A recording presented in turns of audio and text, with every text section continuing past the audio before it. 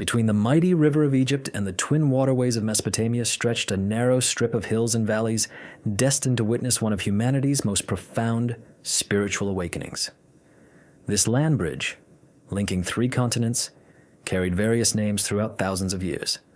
The Egyptians referred to it as Rechanu, while the Mesopotamians called it Muru. Yet history would come to know it by a name given by its own inhabitants, Canaan, the land famed for its purple dye. Its merchants sailed across the Mediterranean's dark wine-colored waters, spreading commerce. The very landscape appeared fashioned for both struggle and meeting. Coastal plains lined the Mediterranean's edge, lush and welcoming to newcomers and conquerors alike. Inland, limestone hills rose in rows, their slopes cultivated for olives and vineyards.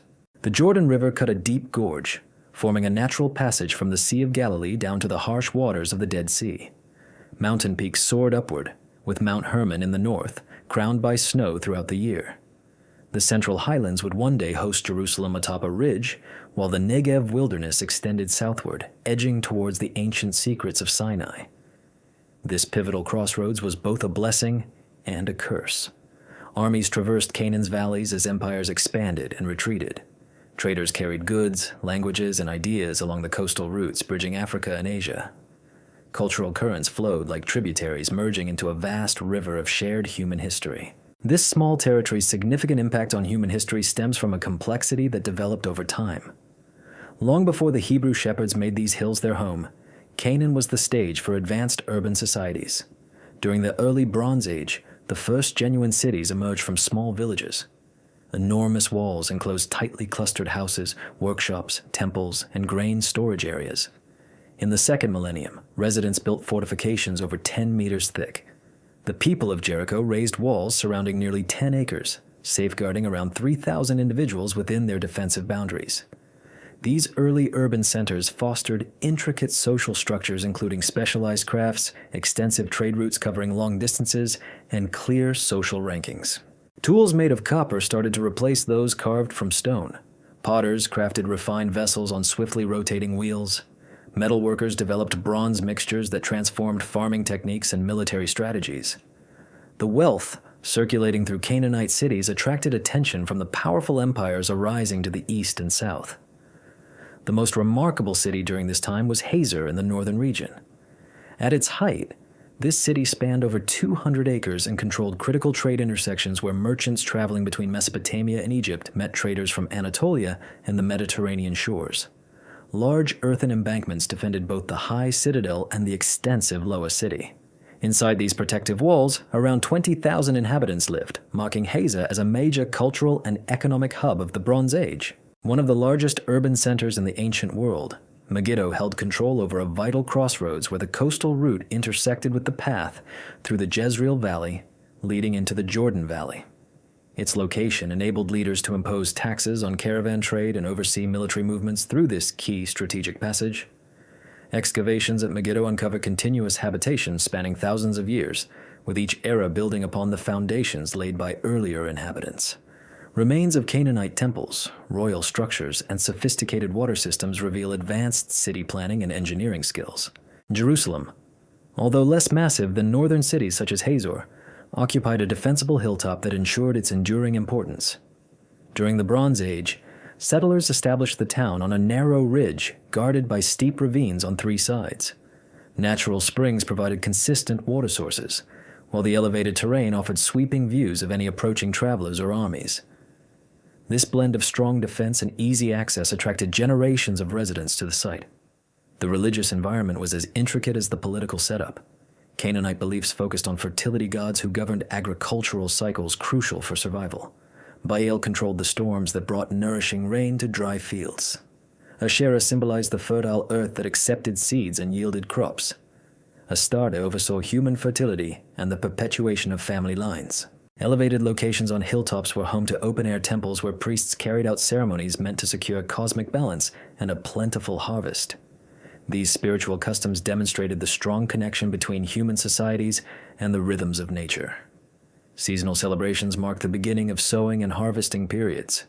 Sacred prostitution represented, in symbolic form, the divine union between the heavens and the earth. Although rare, Child sacrifice was considered the highest offering to gods whose favor determined whether entire communities would thrive or face famine. As the second millennium before Christ began, Egyptian influence expanded northward into the land of Canaan.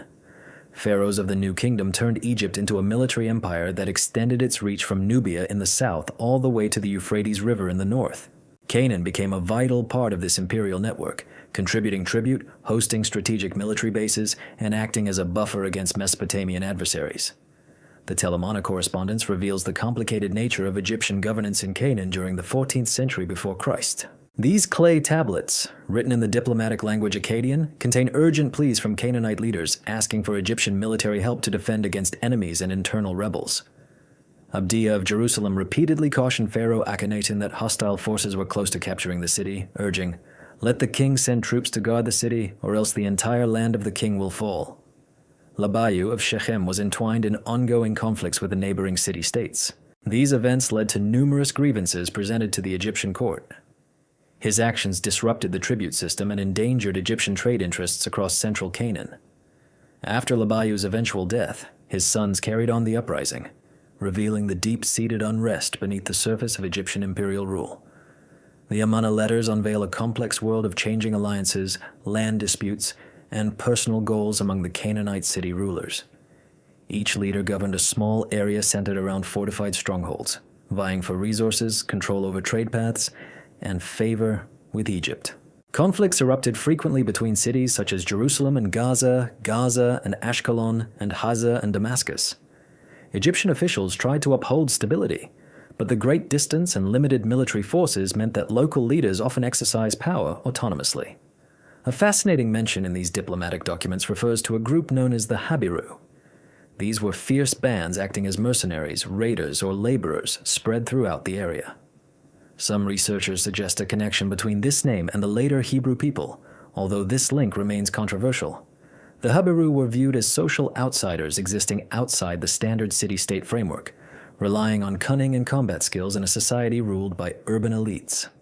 Egyptian artistic portrayals reveal Canaanite cities with their unique architecture, featuring enormous gates, high walls, and multi-level buildings packed inside fortified boundaries. Tribute lists detail the flow of wealth from Canaan into Egyptian coffers. Items such as silver, gold, cedar wood, olive oil, wine, textiles, and rare animals were all part of this economic extraction. This process fueled Egyptian imperial goals, yet simultaneously caused bitterness among the Canaanite peoples who bore the heavy taxation. The Merneptah stele, created around 1208 BC, marks the earliest recorded mention of Israel in any ancient text. Pharaoh Merneptah proudly recounted his military victories throughout Canaan, ending with the well-known phrase, "Israel is wasted. Its seed is no more." The symbol used here implies that Israel was recognized as a group of people rather than as a defined territory, suggesting that some type of tribal confederation had formed in the Central Highlands by this period. Near 1200 BC, the Bronze Age world experienced a rapid collapse. The mighty Hittite Empire disappeared almost instantly, with its capital, Hattusa, burned and deserted. Egyptian authority retracted, leaving only scattered garrisons and influence networks throughout Canaan without proper support. Long-standing trade routes across the eastern Mediterranean fell apart. Cities were destroyed or abandoned widely across the area. The reasons behind this vast upheaval are still a subject of debate among scholars. Changes in climate possibly caused crop failures and famine, which forced communities to move in search of sustenance. Domestic revolts weakened imperial powers. Most startlingly, the mysterious sea peoples contributed significantly to this period of chaos. Groups of people launched fierce assaults along the Mediterranean shoreline, demolishing cities stretching from Anatolia to Egypt. Ancient Egyptian accounts portray these maritime groups as an alliance of displaced peoples arriving by both land and sea. Their names, including Peliset, Jika, Shikesh, Denyen, and Wesh, indicate diverse routes throughout the Mediterranean basin. They wielded iron arms, navigated unique vessels with bird-shaped prows, and migrated with their families, implying permanent resettlement instead of short-term raids. The Peliset, better known in history as the Philistines, settled along the southern coast of Canaan after being defeated by Pharaoh Rameses III around 1175 before Christ. 5 principal cities, Gaza, Ashkelon, Ashdod, Ekron, and Gath, became hubs of Philistine influence, each governed by a ruler or serin. These communities introduced new building techniques, ceramic styles, and military advancements to Canaan. Most importantly, the Philistines introduced iron metallurgy to the area. Unlike bronze, which required tin imported from faraway locations, iron ore was locally available and could be fashioned by skilled blacksmiths. The shift from the Bronze Age to the Iron Age dramatically transformed farming with tougher plows and sickles, while iron weaponry gave warriors an edge over those armed with bronze. Philistine cultural artifacts fused elements from their Aegean origins with indigenous Canaanite customs. Their unique pottery revealed connections to Mycenaean Greece, while their city planning mirrored Mediterranean styles. Their religious customs involved honoring Din, a grain god, alongside established Canaanite deities such as Baal and Asher. The arrival of the Philistines profoundly changed the population and political dynamics of Canaan. Their strength in warfare and superiority in technology enabled them to control the coastal regions and confront inland communities. The consistent depiction of the Philistines in biblical accounts as the main adversaries of Israel corresponds to historical facts. These newcomers represented a serious threat to the highland population striving to secure territorial dominance. As the Bronze Age cities fell into ruin and imperial powers disintegrated, new groups started inhabiting the previously sparsely populated central highlands of Canaan. Archaeological research shows a significant rise in small settlements scattered across the hills during the early Iron Age. These communities exhibited unique traits that distinguished them culturally from both Canaanite urban centers and Philistine establishments. The four-room house emerged as the typical architectural style in highland villages. These rectangular homes were divided into three aligned rooms with a fourth room positioned across the back, creating a functional living space for families, animals, and storage. This sensible layout illustrated a mixed farming lifestyle, integrating both crop growing and livestock raising. The distinctive collar rim jars were also a notable feature. A distinctive indicator of highland culture can be seen in these sizable storage containers featuring their unique ridged rims. They fulfilled various roles within village life, such as holding grain, oil, and water, while also aiding in transportation and commerce. Their presence throughout numerous highland locations points to shared cultural customs and economic systems among dispersed settlements. Notably, these highland communities did not contain pig bones in their refuge deposits.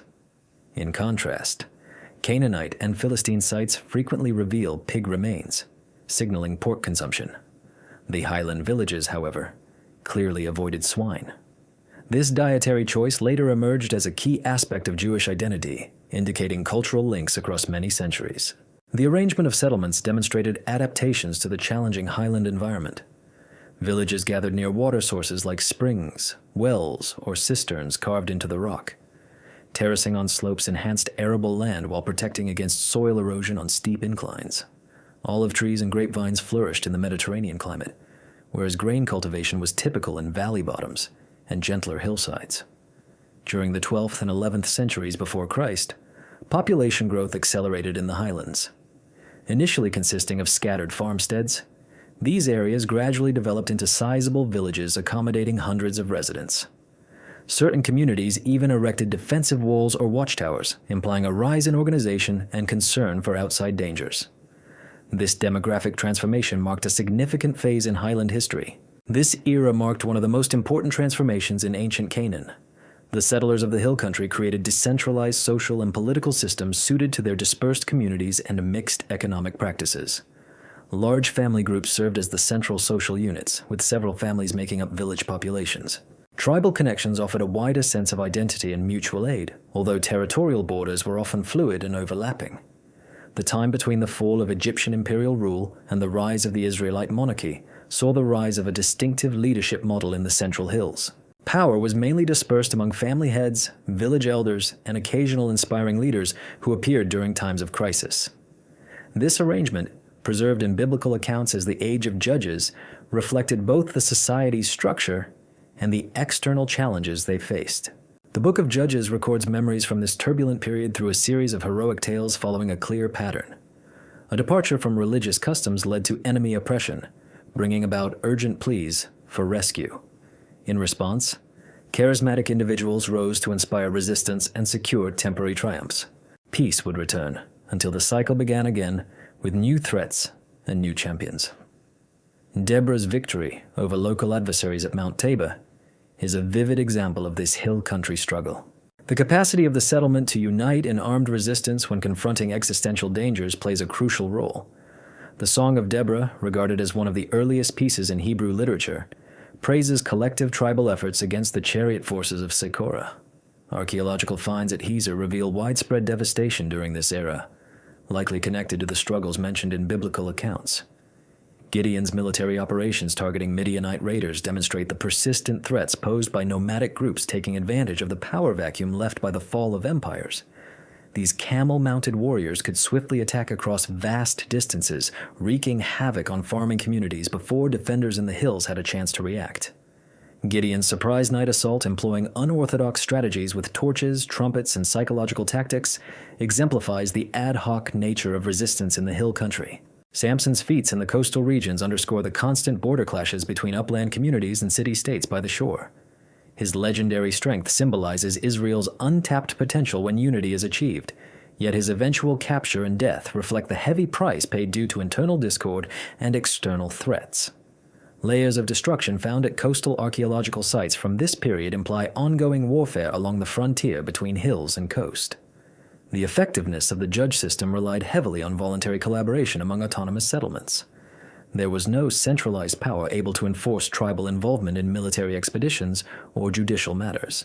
Achieving success demanded convincing leadership, shared dangers, and common cultural principles. These decentralized methods allowed adaptability and strength, but they restricted the extent and longevity of organized efforts. Religious customs in this era mirrored the intricate cultural blending happening across the region.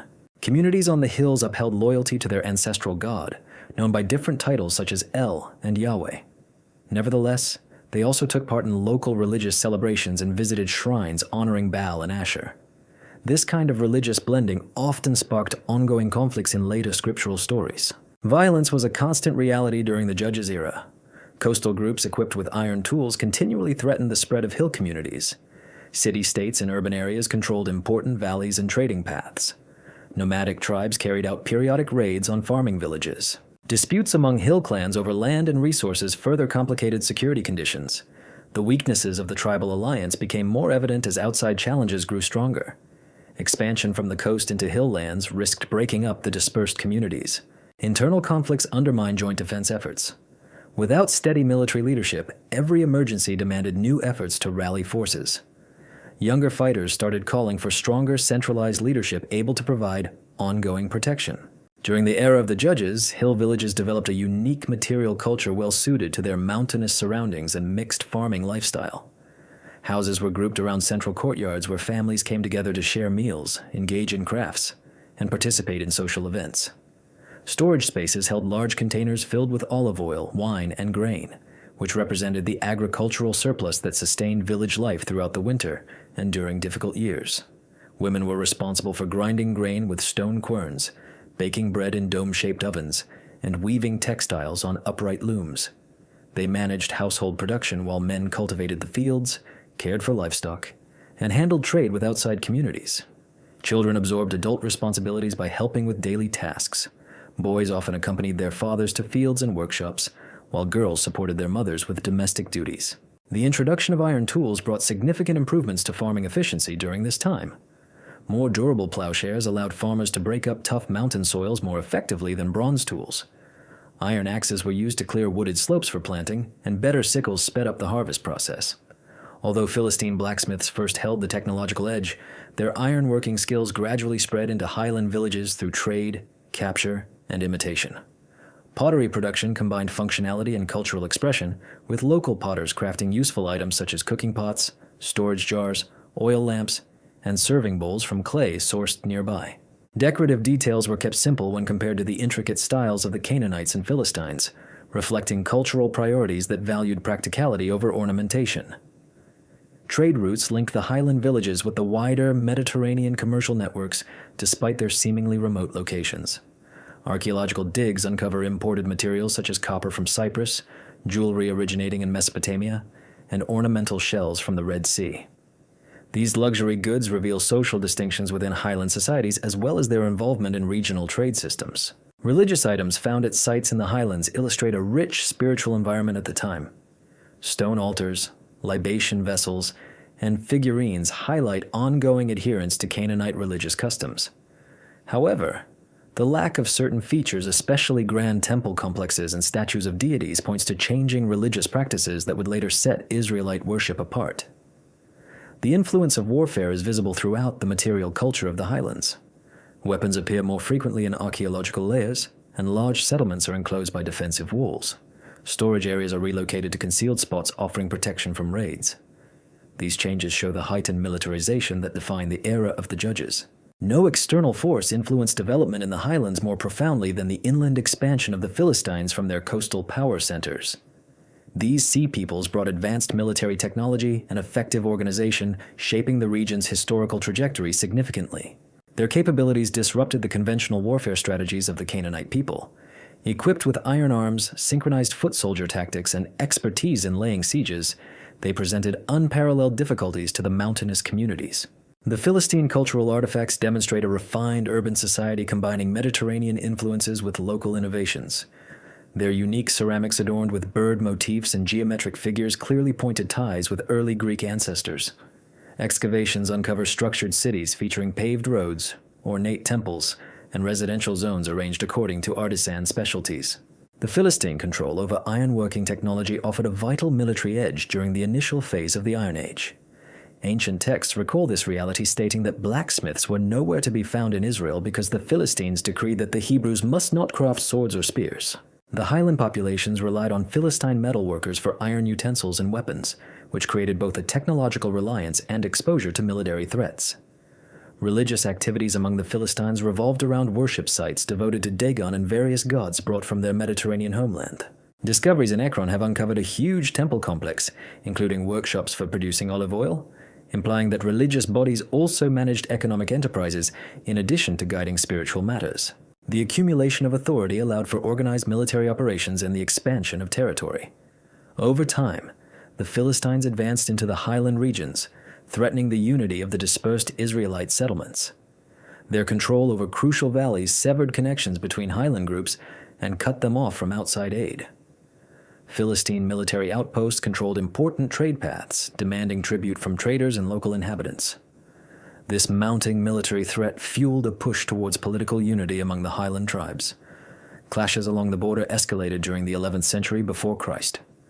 As Philistine growth met with local resistance, fortified locations such as Beth Shemesh frequently changed ownership. Raids and retaliations wreaked havoc on farming communities. The destructive nature of the conflict is evident in archaeological destruction layers found at many sites along the boundary between the highlands and the coast. From this intense struggle, individual warriors rose to prominence. Their deeds, preserved through spoken stories, eventually formed part of biblical writings. These leaders blended combat skill with religious influence, rallying the highland resistance using their personal magnetism and divine backing. Their brief victories showcased the fighting abilities of these communities while revealing the weaknesses of a leadership that lacked central coordination. By the end of the 11th century before Christ, the demand for political change among highland groups reached a crucial point.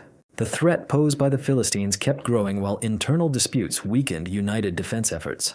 Established leadership systems were insufficient for prolonged military actions and safeguarding territories. Younger fighters pushed for a permanent military leadership able to manage tribal resources effectively. The shift toward monarchy symbolized both a continuation and a transformation in the political development of the highlands. Family ties remained the core principle of organization, but power moved away from extended family groups to individuals with magnetic authority who claimed divine approval. Traditional council discussions were replaced by centralized royal command systems. What started as voluntary tribal cooperation gradually became mandatory service to the state. Alongside political changes, religious shifts took place as highland communities deepened their understanding of sacred authority and kingship on earth. The idea of a covenant, sacred agreements between the deity and the chosen people, offered the theological basis for centralized rulers asserting divine legitimacy. Prophets arose, who either supported or questioned royal power, depending on how well rulers fulfilled their covenant promises. Much of this political adaptation was driven by military demands. Effective, coordinated defense against Philistine expansion required ongoing organization that exceeded the limits of older tribal models. Full-time warriors needed continuous backing instead of occasional seasonal recruitment.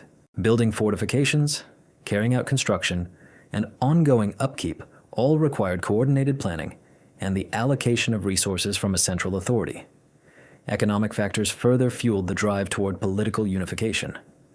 Agriculture in the highlands became productive enough to sustain larger populations and allow for specialized artisans. Trading connections necessitated diplomatic efforts and rules governing commerce. The wealth produced by surplus farming and business activities supplied the means to maintain royal courts and trained military forces. As the second millennium before Christ came to an end, the highland societies found themselves at an important historical turning point. They had spent many generations gradually adapting to life in the mountains, developing unique cultural traditions, and resisting outside influences. What lay ahead was a profound change, moving from a loose alliance of tribes to centralized territorial monarchies that would eventually form the kingdoms known as Israel and Judah. The shift was far from simple, involving heated internal discussions and crises stemming from external pressures. Moving from fragmented leadership to concentrated royal power marked a deep transformation in political values. It challenged long-held customs but promised greater protection and order. The struggle between innovation and tradition, between decisions made collectively and those imposed by kings, along with the conflict between tribal allegiance and state authority, would shape the political landscape of the highlands for centuries to come. The groundwork for this dramatic evolution had already been laid. The foundations were built over many centuries of slow settlement, cultural evolution, and outside influence. Communities in the highlands had the population, shared identity, and military strength needed for state creation. The threat from the Philistines acted as a crucial external challenge that accelerated political change. What was still needed was the rise of a compelling leader, able to unite the clans and create structures of centralized power. The era of judges was nearing its end. The period of kings was about to commence. This shift from a group of allied tribes to a centralized monarchy did not begin with grand ceremonies or declarations, but out of urgent necessity. Raiders from the coast had pushed deeply into the central hills, endangering the scattered settlements that had thrived during the time of judges. The old system where occasional inspiring leaders gathered temporary alliances could no longer defend territory or uphold order against sustained outside threats. Samuel, the last notable judge, and an influential priest, at first opposed the demand for permanent royal authority. He understood that kingship would drastically change the balance between divine rule and human government that held the tribal confederation together. Yet even Samuel acknowledged the dire situation facing his people. The Philistines controlled ironwork and wielded more advanced weapons, making the threat all the more severe. Coordinated and organized armies had the power to overpower individual tribal militias. Something needed to change, or the hill settlements would risk disappearing completely. Choosing Saul as the first king involved both practical reasoning and what was seen as divine approval. Standing out far above his peers, this farmer from the tribe of Benjamin had the physical stature that ancient societies looked for in their military leaders. His connection to Benjamin was politically wise since this tribe controlled important land linking the northern and southern groups, making him a figure accepted by both sides. Most crucially, his bravery in saving the city of Jabesh-Gilead, which was under siege, displayed his ability to act decisively under pressure. During Saul's initial rule, he achieved immediate military victories, confirming the wisdom of establishing a monarchy. His triumph at Michmash ended coastal dominance over the central hills, proving that properly led tribal forces could defeat trained armies.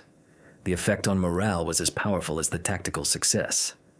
For the first time in many generations, the hill communities did not just endure attacks, but successfully fought off foreign invaders from their ancestral lands. The new king faced the difficult task of building government institutions that could support lasting royal power. However, the existing traditional tribal systems continued to operate independently. Saul layered a royal system of government onto the existing leadership structures. He created a royal court, assigned military leaders, and started gathering taxes to fund a standing army.